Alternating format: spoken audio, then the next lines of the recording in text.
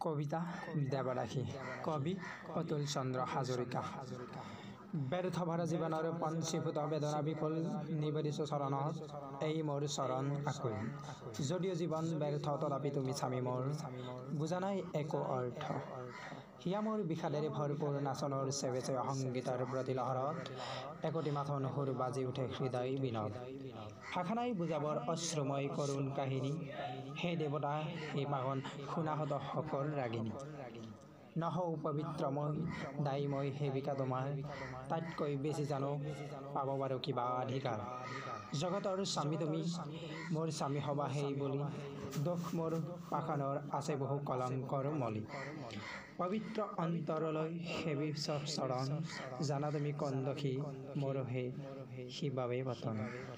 ফুলৰ ফুলেৰে হনা কলুষিত গোটেই জীৱন নিতৌ সন্ধিয়া বেলা তাৰে অঘ্ৰু বিচৰণ